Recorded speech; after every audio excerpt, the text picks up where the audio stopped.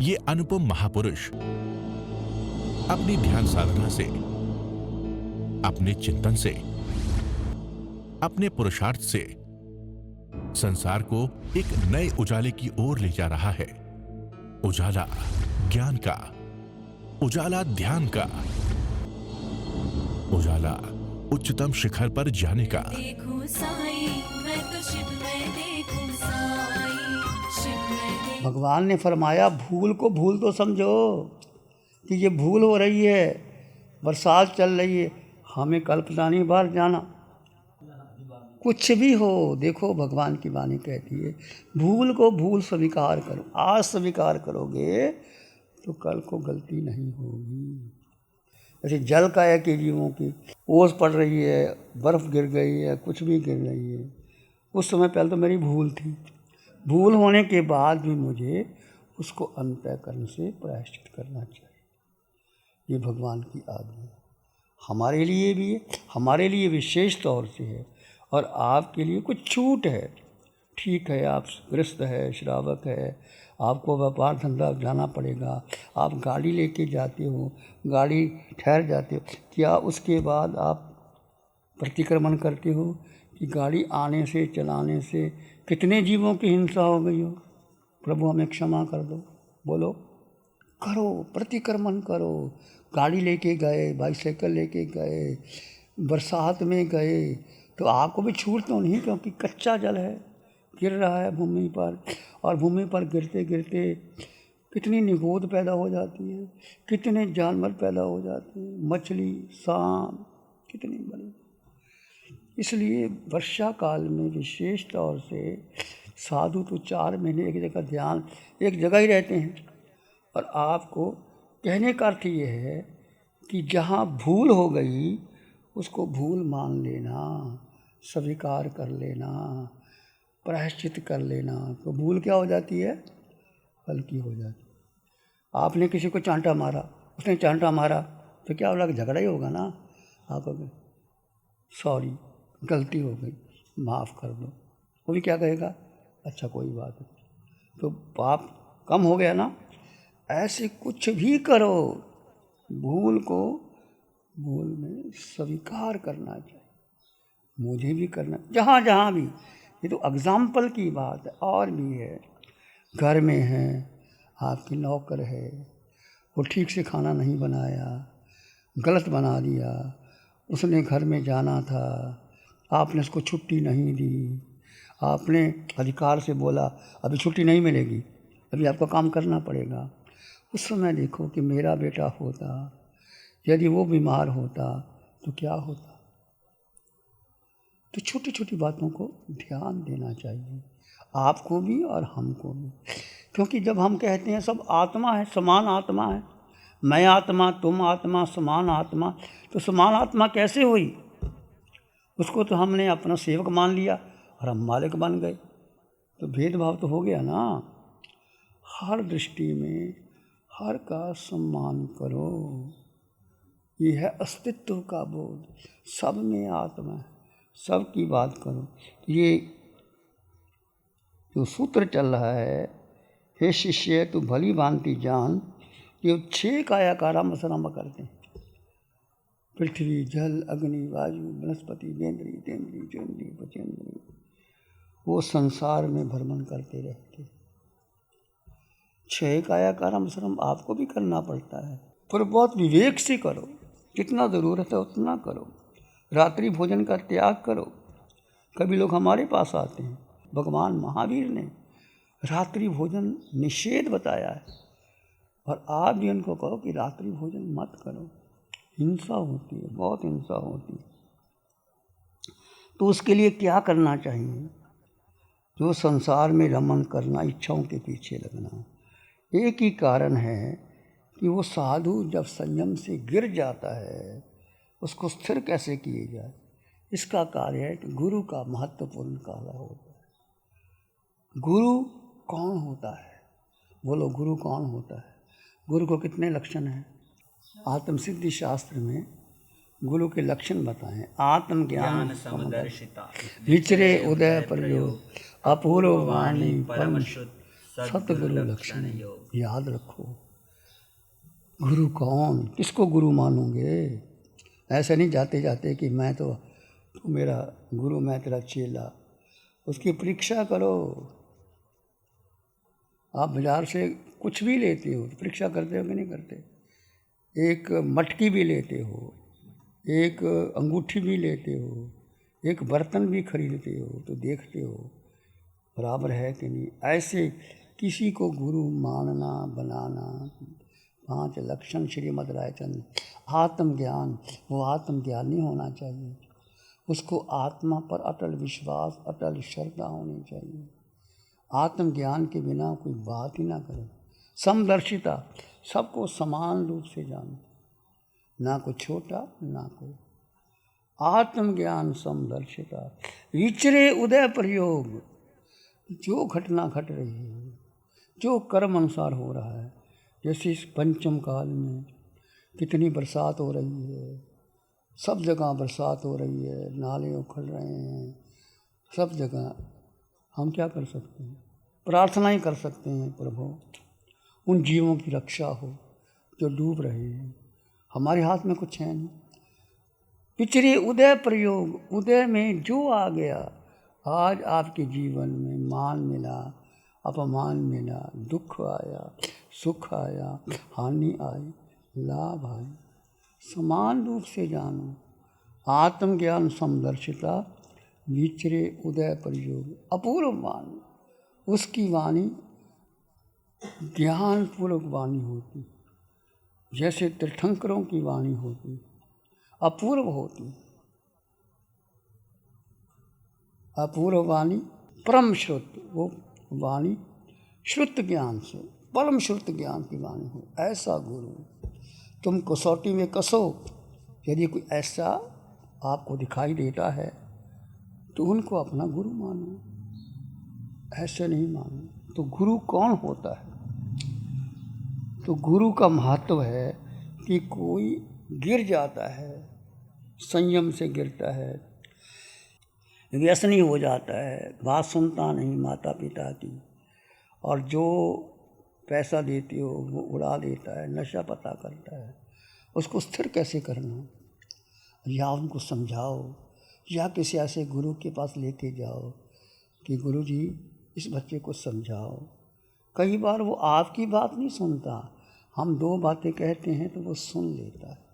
तो गुरु कौन होता है? गुरु वो होता है कि वो जानता है किस प्रकार से, किस उपाय से शिष्य का मन आत्मा में रमण हो जाए।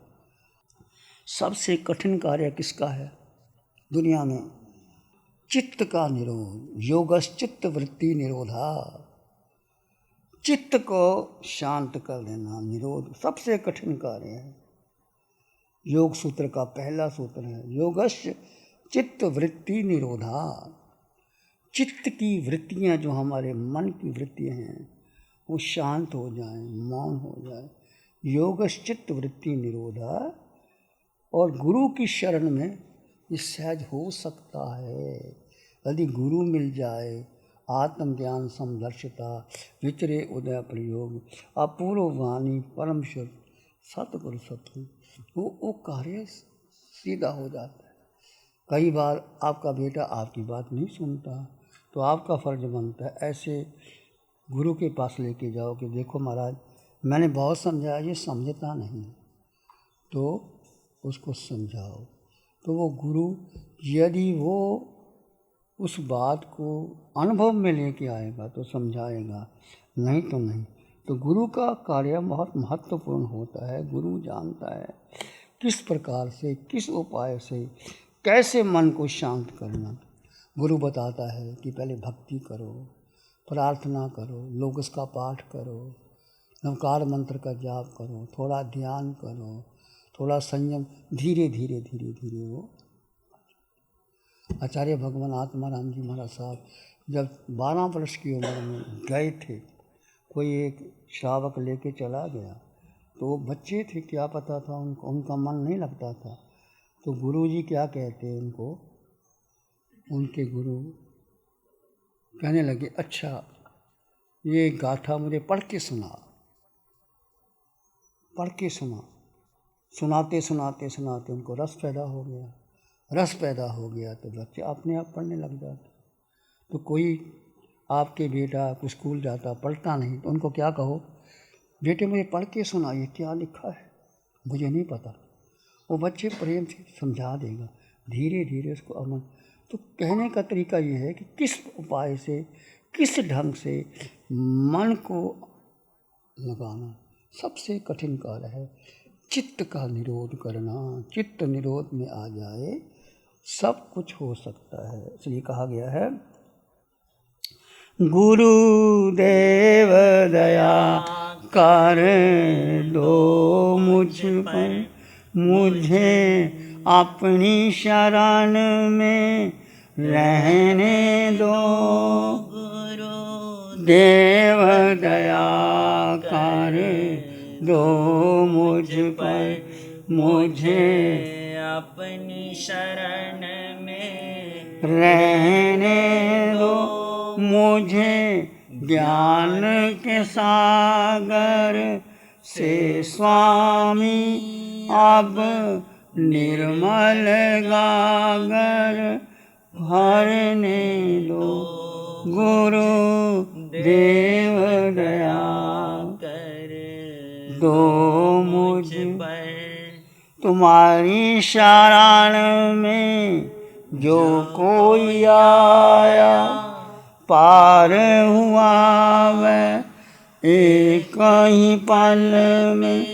तुम्हारी शरण में जो कोई आया पार हुआ वह एक ही पल में। इस दर पे हम भी आए हैं, इस दर पे हम भी आए हैं। इस दर पे गुजारा करने दो। देव दया कर दो मुझ पर, मुझे अपनी शरण में रहने दो। मुझे ज्ञान के सागर से स्वामी अब निर्मल गागर भरने दो। सर पे छाया घोर अंधेरा, सूझत नाही राह कोई। सर पे छाया घोर अंधेरा, सूझत नाही राह। को ये नैन मेरे और ज्योति तेरी, ये नयन नैन मेरे और ज्योति तेरी। इन नैनों को भी बहने दो। इन नैनों को भी बहने दो। गुरुदेव दया कर दो मुझ पर, मुझे अपनी शरण में रहने दो। चाहे डुबा दो, चाहे तिरा दो, चाहे डुबा दो, चाहे तेरा दो। जीवन अपना सौंप, दिया है जीवन अपना सौंप दिया है। ये नाव मेरी और हाथ तेरे, ये नाव मेरी और हाथ तेरे। मुझे भवसागर से तिरने दो। मुझे भवसागर से तिरने दो। गुरुदेव दया कर दो। मुझ पर मुझे अपनी शरण में रहने दो। मुझे ज्ञान के सागर से स्वामी अब निर्मल गागर भरने दो। गुरु देव दया कर दो मुझ पर। मुझे अपनी शरण में रहने दो। मुझे ज्ञान के सागर से स्वामी अब निर्मल गागर भरने दो। गुरु देव दया कर दो मुझ पर। जीवन में कभी भी कोई संकट की घड़ी आ जाए तो सहारा लेना माता पिता और गुरु का। मातृदेवो भाव, पितृदेवो भाव, आचार्य देवो भाव, ये भारत की संस्कृति का मूल मंत्र है।